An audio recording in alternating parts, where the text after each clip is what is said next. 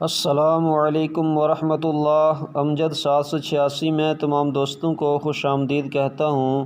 دوستو، میری آج کی ویڈیو 13ویں روزے میں کیے جانے والے وظائف کے حوالے سے ہوگی۔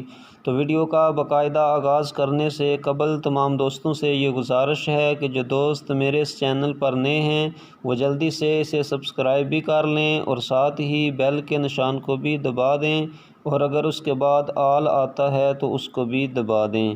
تو چلیں ویڈیو کا باقاعدہ آغاز کرتے ہیں۔ دوستو، نماز فجر کو ادا کرنے کے بعد آپ نے سورہ جمعہ کی آیت نمبر 4 کو 40 مرتبہ پڑھ لینا ہے۔ یعنی نماز فجر کو ادا کرنے کے بعد سورہ جمعہ کی آیت نمبر 4 کو 40 مرتبہ پڑھنا ہے۔ وہ آیہ کریمہ یہ ہے جو آپ کو اسکرین پہ نظر آ رہی ہے۔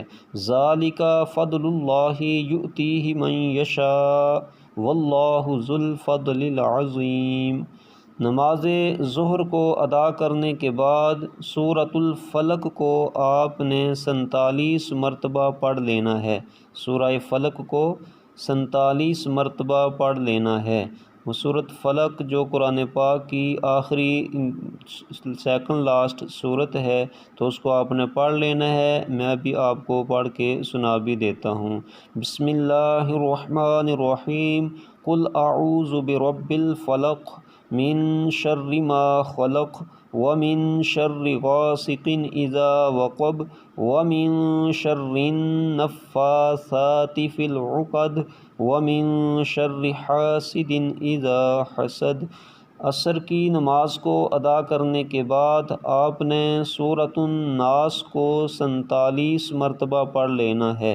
عصر کی نماز کے بعد سورۃ الناس کو 47 مرتبہ پڑھ لینا ہے۔ بسم اللہ الرحمن الرحیم۔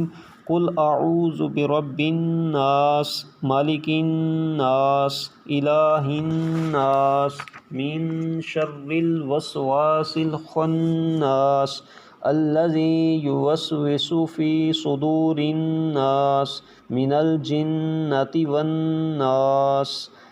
مغرب کی نماز کو ادا کرنے کے بعد آپ نے دعائے نجات کو 11 مرتبہ پڑھ لینا ہے۔ دعائے نجات کو 11 مرتبہ پڑھنا ہے۔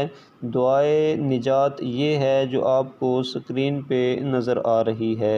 ربنا آتنا فی الدنیا حسنۃ وفی الآخرۃ حسنۃ وقنا عذاب النار۔ فائدہ کیا ہوگا کہ دنیا و آخرت کی کامیابی کی جتنی بھی دعائیں حضور نبی پاک صلی اللہ تعالی علیہ وسلم نے بیان کی ہیں، ان میں سے یہ حضور کی محبوب ترین دعا ہے۔ آپ صلی اللہ تعالی علیہ وسلم کثرت سے یہ دعا مانگا کرتے تھے۔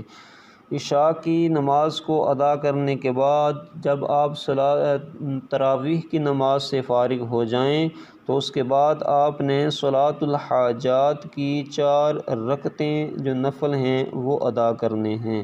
4 رکعت نفل صلاۃ الحاجات کے آپ نے ادا کرنے ہیں، اور صلاۃ الحاجات کو ادا کرنے کے بعد سورۃ مزمل کو آپ نے 1 مرتبہ پڑھ لینا ہے۔ یہ سورۃ مزمل 29ویں سپارے میں موجود ہے، تو اس کو آپ نے پڑھ لینا ہے۔ تو یہ تھے 13ویں روزے کے چند وظائف جو میں نے آپ کے سامنے ذکر کیے ہیں۔ امید کرتا ہوں کہ آپ کو یہ ویڈیو ضرور پسند آئی ہوگی۔ پسند آنے کی صورت میں اسے لائک کریں، شیئر کریں، اور جو دوست چینل پر نئے ہیں وہ اسے سبسکرائب بھی کر لیں، اور ساتھ ہی بیل کے نشان کو بھی دبا دیں، اور اگر اس کے بعد آل لکھا ہوا آتا ہے تو اس کو بھی دبا دیں۔